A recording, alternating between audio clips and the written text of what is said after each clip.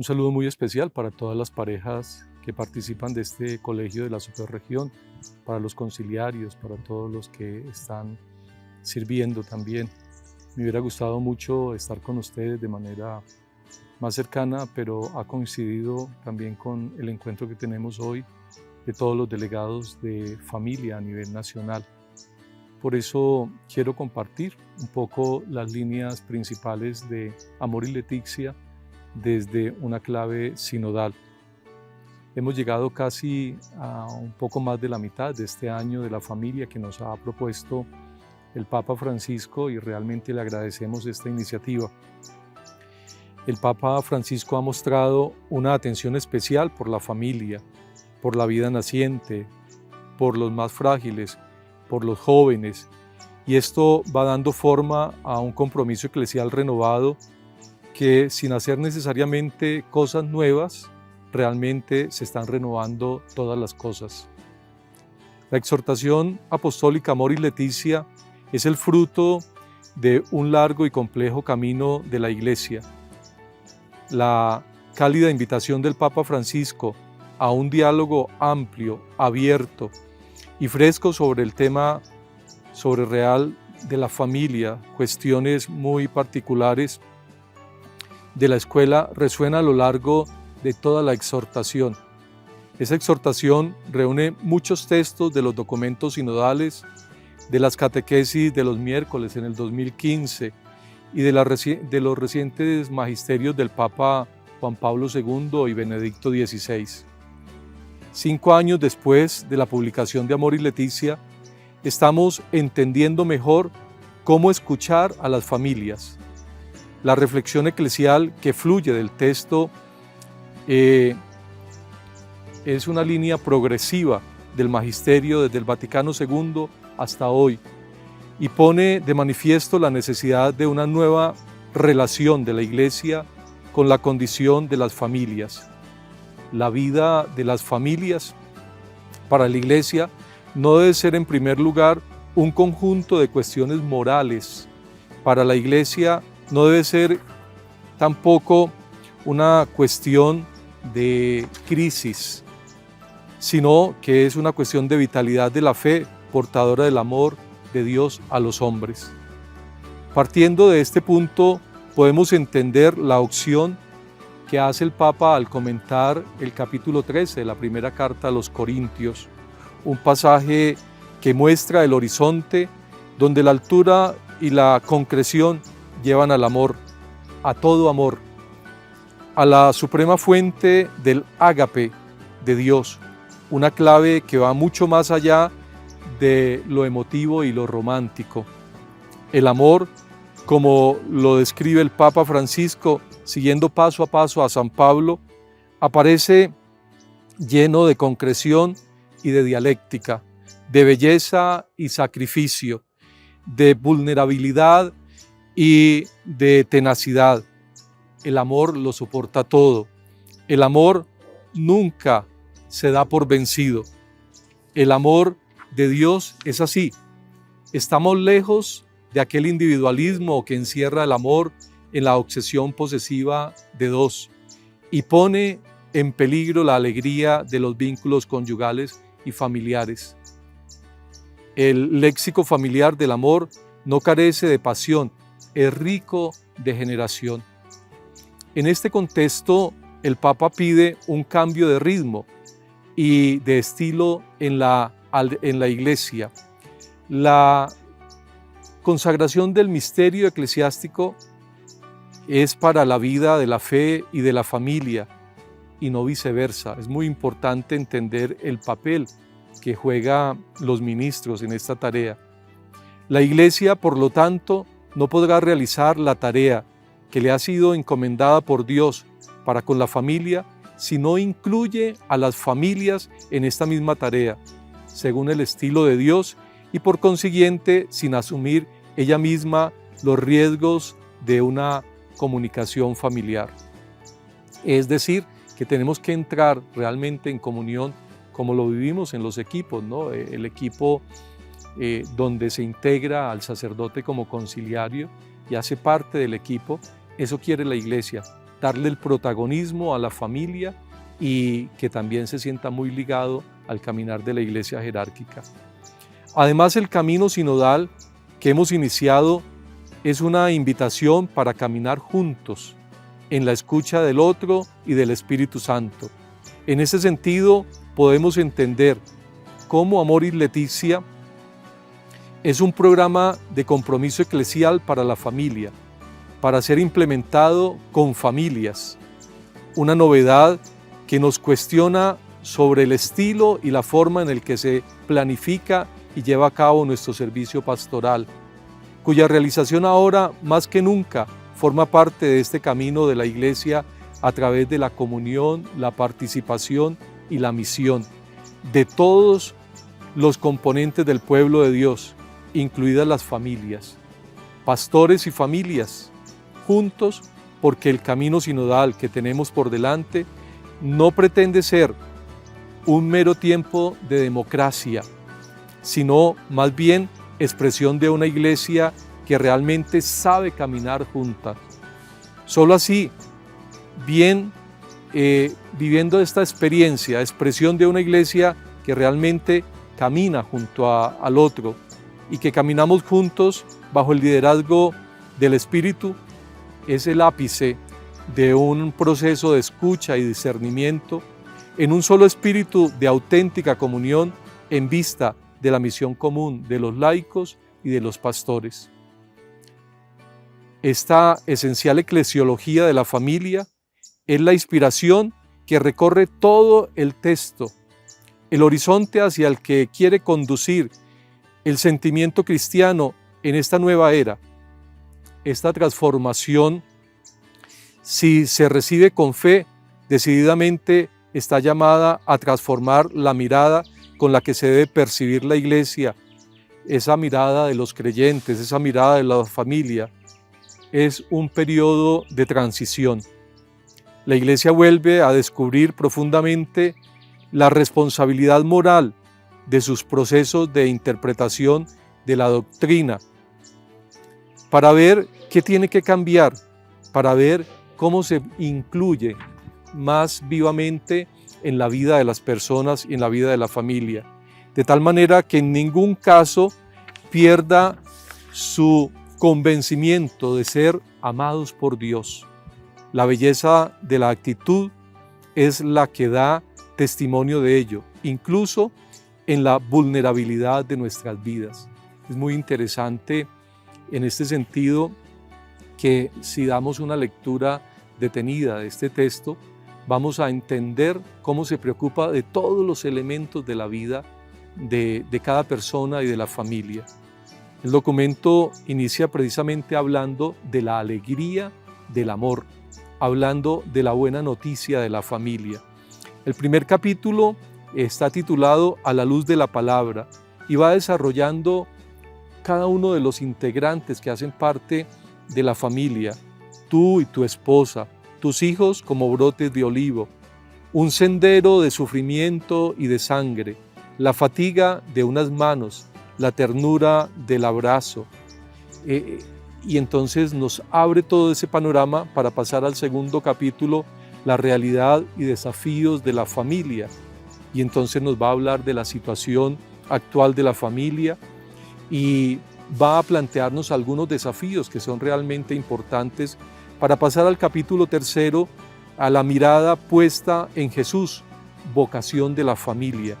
Jesús recupera y lleva a su plenitud el proyecto divino, la familia en los documentos de la Iglesia, y nos explica todo ese magisterio de la Iglesia, tratando de encontrarle sentido al sacramento del matrimonio.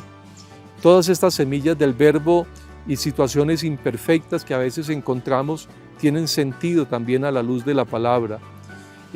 También va a destacar la importancia de la transmisión de la vida y la educación de los hijos, la familia y la iglesia, para pasar al capítulo cuarto, el amor en el matrimonio, nuestro amor cotidiano, que como lo decíamos ya de ese capítulo 13 de Corintios, es paciente, una actitud de servicio, la sana cotidianidad, y a veces también el campo que tiene la envidia, sin hacer alarde ni engrandecerse, la amabilidad, el desprendimiento, sin violencia interior, el perdón, el alegrarse con los demás, el poder disculparlo todo, el poder confiar, el poder esperar, el poder soportar todo, el crecer en la caridad conyugal, toda la vida, todo ponerlo en común, justamente la alegría y la belleza, casarse no simplemente por compromiso, sino por amor, amor que se manifiesta y que crece continuamente a través del diálogo, a través del amor apasionado, a través del mundo de las emociones. Dios ama el gozo de los hijos.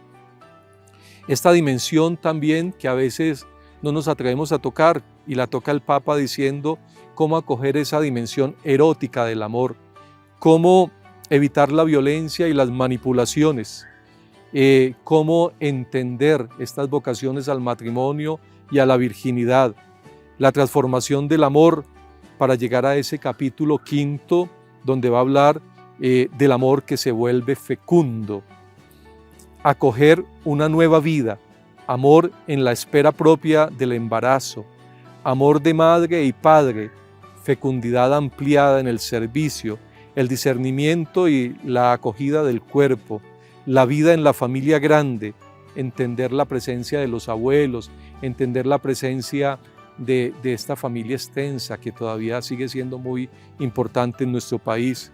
Ser hijos, los ancianos, los abuelos, ser hermanos, un corazón grande. Y pasamos al capítulo 6, donde se presentan algunas perspectivas pastorales muy interesantes en que nos comprometen a anunciar el Evangelio de la familia hoy, guiar a los prometidos en el camino de preparación al matrimonio, preparación a la celebración misma del matrimonio, acompañar en los primeros años de la vida matrimonial, cómo es de importante esto, poder hacer camino con estas parejas que inician su vida matrimonial. El desafío en las crisis, no dejarlos solos, iluminar las crisis, las angustias y las dificultades. El desafío también en las heridas, cuando se cargan tantas heridas de la infancia, del noviazgo. El acompañar después de las rupturas, los divorcios, algunas situaciones complejas que se viven hoy, familias reconstituidas, familias incompletas. Cuando la muerte clava su aguijón, el poder entender cuando alguno de los dos parte a la eternidad. Y luego pues pasa a un capítulo muy importante que es el capítulo 7, donde se habla del fortalecimiento de la educación de los hijos. Preguntarse dónde están sus hijos, no solamente físicamente, dónde están en su vida, en su corazón, en su proyecto de vida. La formación ética de los hijos, el valor de la sanación como estímulo, el paciente realismo, entender la situación concreta que están viviendo sus hijos, la vida familiar como contexto educativo, sí a la educación sexual, cómo es de importante hoy frente al peligro de la ideología de género, frente a toda esta deformación de la sexualidad, muy importante que los padres asuman esta responsabilidad de la educación de sus hijos, la transmisión de la fe, es en el hogar donde se transmite la fe.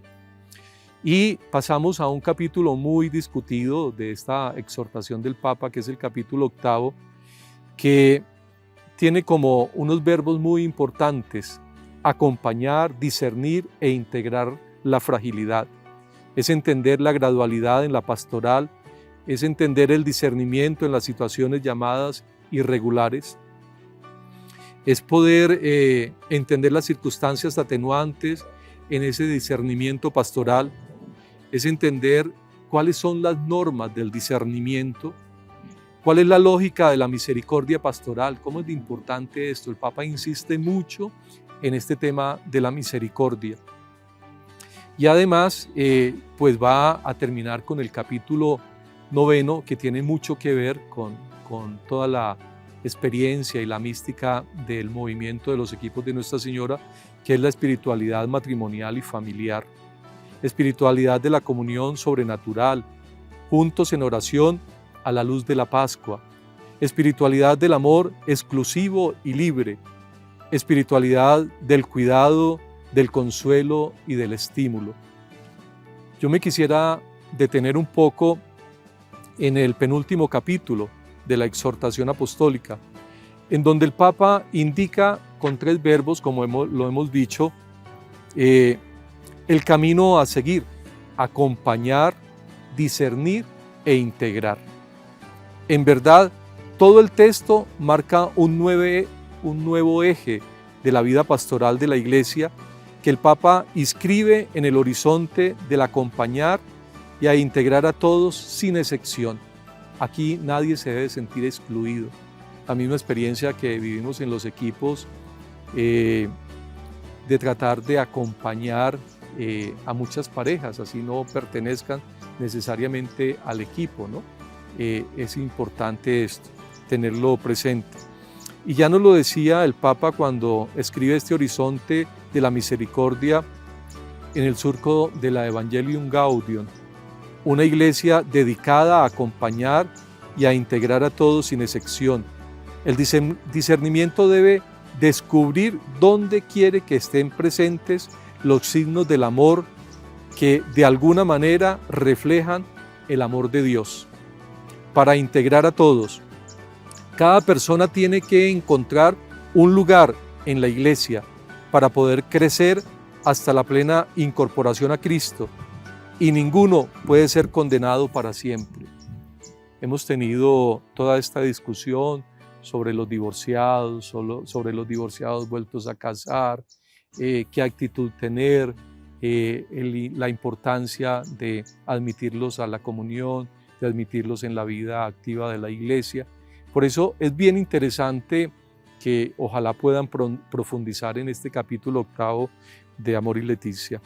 Además, el Papa insiste, por lo tanto, que no es necesaria una nueva normativa general de tipo canónico, sino que pide un responsable discernimiento personal y pastoral de los casos particulares. Repito, las palabras claves confiadas a los obispos son simples y directas: acompañar, discernir e integrar. Es integrarlos dentro de la comunidad cristiana. La fe compartida y el amor fraterno pueden realizar milagros, incluso en las situaciones más difíciles. El acceso a la gracia de Dios, que acogida genera la conversión del pecador, es un asunto muy serio. Es decir, la misericordia acoge a todos y la gracia de Dios debe invadir a todos. Por eso no podemos juzgar, no podemos separar, sino que debemos integrar.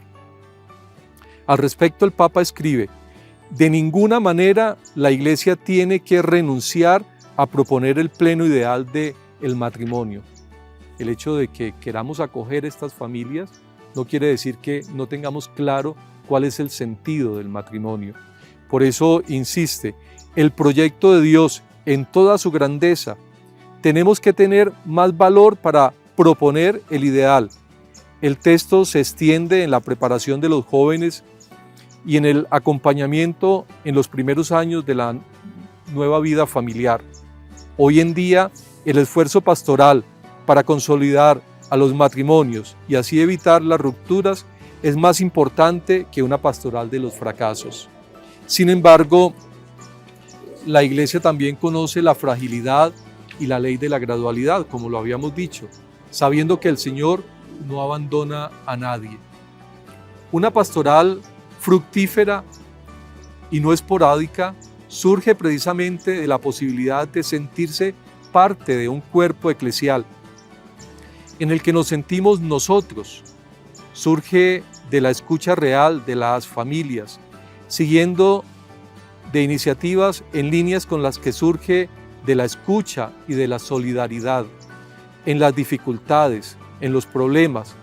Para esto necesitamos respirar comunión y verlo en la acción. Es muy importante que lo que se ha venido creciendo en el movimiento de los equipos, y es que no nos sintamos una iglesia aparte, sino que nos sintamos dentro de la iglesia. dentro de nuestra comunidad parroquial, dentro de nuestra comunidad diocesana, y podamos participar de esa manera en el ritmo de la evangelización de la Iglesia. Eso que ustedes hacen y que hacemos en cada reunión de equipo, pues es evangelización, es construir iglesia, es vivir esa experiencia de comunión y participación. Pero eso tenemos que trasladarlo también en nuestra experiencia de sentirnos parte de esa comunidad parroquial y de esa comunidad diocesana. Recuerdo precisamente que el Papa, hablando a los equipos en el 2015, decía: es evidente que un movimiento de espiritualidad conyugal, como lo son los equipos de Nuestra Señora, encuentran todo su espacio en el cuidado que la Iglesia quiere dar a las familias, tanto por la maduración de los matrimonios que participan en sus equipos, como por el apoyo fraterno proporcionado a los demás matrimonios a los que son enviados. Dice el Papa: me gustaría en efecto insistir sobre este papel misionero de los equipos de Nuestra Señora. Cada matrimonio comprometido recibe mucho, ciertamente, de lo que vive en su equipo, y su vida conyugal se profundiza y se perfecciona gracias a la espiritualidad del movimiento. Pero después de haber recibido de Cristo y de la Iglesia, el cristiano se encuentra irresistiblemente enviado hacia afuera para dar testimonio y transmitir lo que ha recibido. La nueva evangelización debe implicar un nuevo protagonismo de cada uno de sus bautizados. Evangelio Gaudium 120. Los matrimonios y las familias cristianas son a menudo, óiganme bien, los mejores situados para anunciar a Jesucristo a las demás familias, para apoyarlas, fortificarlas y animarlas. Lo que viven en pareja y en familia, acompañados por el carisma de este movimiento, esta alegría profunda e irreemplazable que Jesucristo les hace experimentar por su presencia en sus casas, en medio de las alegrías y de las penas, por el gozo de la presencia de su cónyuge, por el crecimiento de sus hijos, por la fecundidad humana y espiritual que les concede. Todo eso es lo que tiene que testimoniar, anunciar, comunicar hacia afuera, para que otros se vean a su vez puestos en camino. En primer lugar, dice el Papa, animo pues a todos los matrimonios a poner en práctica y a vivir en profundidad y constancia y perseverancia la espiritualidad que siguen los equipos de Nuestra Señora. Pienso que los puntos concretos de esfuerzo propuestos son verdaderamente ayudas eficaces que permitirán a los matrimonios progresar con seguridad en la vida conyugal por el camino de la Iglesia. Pienso en particular en la oración conyugal y en la oración familiar, bella y necesaria tradición que siempre ha aportado la fe y ha sostenido la esperanza de los cristianos. Desgraciadamente abandonada en muchas regiones del mundo, pienso también en el tiempo del diálogo mensual, propuesta entre los esposos, en forma exigente, el deber de sentarse, que va tan en contracorriente de los usos de un mundo apresurado y agitado, que lleva al individualismo, momento de intercambio vivido en la verdad bajo la mirada del Señor. Tiempo precioso de acción de gracias, perdón, respeto mutuo y atención al otro. Pienso, en fin, en la participación fiel y en la vida del equipo que da a cada cual la riqueza de la enseñanza y la puesta en común, así como la ayuda y el consuelo de la amistad. Subrayo sobre todo, de pasada, la fecundidad recíproca de este encuentro vivido con el sacerdote conciliario. Les agradezco, dice el Papa, queridos matrimonios de los equipos de Nuestra Señora, que sean otro apoyo y fuente de ánimo en el misterio de sus sacerdotes, que siempre encuentran En contacto con sus equipos y sus familias, gozo sacerdotal, presencia fraterna, equilibrio afectivo y paternidad espiritual. Es una experiencia realmente muy bella que yo creo que nos hemos anticipado a esta experiencia que nos están proponiendo en la iglesia de ese caminar juntos, de la sinodalidad. Y dice el Papa, invito a los matrimonios fortificados por la unión del equipo a la misión. Muy importante la colaboración, la participación de todos ustedes en esta etapa de la iglesia. Esta misión que les es confiada y que es tanto más importante que la imagen de la familia, tal cual Dios la quiere, compuesta por un hombre y una mujer para el bien de los cónyuges, tanto como de la generación y educación de los hijos, se ve deformada por poderosos proyectos contrarios y subyacentes a colonizaciones ideológicas. Tenemos toda esta lucha de la ideología de género, tenemos toda esta lucha contra la vida. Sabemos cómo se quiere acabar con la vida antes de nacer, cómo se quiere acabar con la vida al final también en su vejez. Y por eso es importante que las familias se comprometan en esta defensa de la vida. Por supuesto, dice el Papa, ustedes son ya misioneros por la irradiación de su familia hacia sus redes de amistades y relaciones, incluso más allá. Puesto que una familia feliz, equilibrada, habitada por la presencia de Dios, habla por sí del amor de Dios a todos los hombres. Pero también los invito a comprometerse, si les resulta posible, de un modo cada vez más concreto y creativo, con una renovada experiencia en las actividades que puedan organizarse para acoger, formar, acompañar en la fe fundamentalmente a las parejas jóvenes, tanto antes como después del matrimonio. Es muy importante este apostolado. En fin, no puedo sino animar a los matrimonios de los equipos de Nuestra Señora a ser instrumentos de la misericordia de Cristo y de la Iglesia hacia las personas cuyo matrimonio han fracasado. Nunca olviden que su fidelidad conyugal es un don de Dios, es un regalo de Dios, y que cada uno de nosotros también hemos sido objeto de la misericordia de Dios. Un matrimonio unido y feliz puede comprender mejor que cualquier otro cómo desde dentro la herida y el sufrimiento que provocan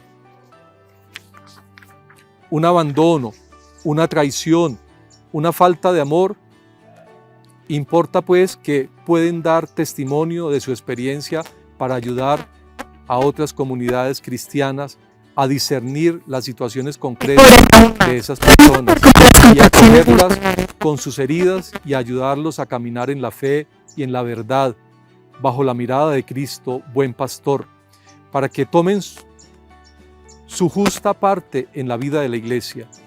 Óiganme bien, nunca olviden el indecible sufrimiento de los hijos que ven esas dolorosas situaciones familiares, pues ustedes pueden darle mucho.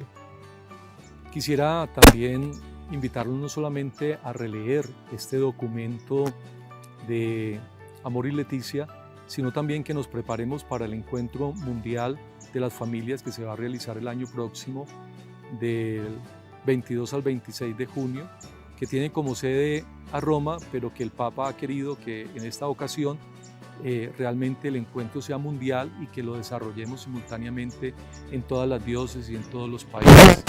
El lema del encuentro mundial es el amor familiar, vocación y camino de santidad. Y para preparar ese encuentro mundial nos han regalado 7 catequesis que pueden encontrar en el sitio oficial del encuentro mundial, que van desde entender cómo la familia es una vocación, cómo la experiencia de Nazaret es convertir algo normal, la vida cotidiana, y entenderla a partir de eso y vivir el amor, entender la llamada a la santidad. Todos estamos llamados a la santidad en nuestra vida cotidiana y especialmente los matrimonios, por ejemplo, de los papás de de Santa Teresita del Niño Jesús o a partir de los esposos Quattrocchi. ¿Cuántos matrimonios hemos encontrado? Priscila y Aquila, que son realmente matrimonios muy interesantes. También entender la misión de ser padres y de ser madres, el aprender estas normas tan básicas que ha insistido el Papa muchas veces, como las palabras mágicas, ¿no? El perdón, gracias y permiso, o permiso, gracias y perdón, que son palabras mágicas que abren muchas puertas y que abren al diálogo. Todos somos hijos y todos somos hermanos, como esta experiencia de ser hijos y esta experiencia de ser hermanos, y también la necesidad de integrar los abuelos y las personas mayores en este camino. Los invito entonces para que veamos este pequeño videíto que fue presentado en la apertura del sínodo y concluimos justamente con la oración de preparación a este encuentro mundial de las familias.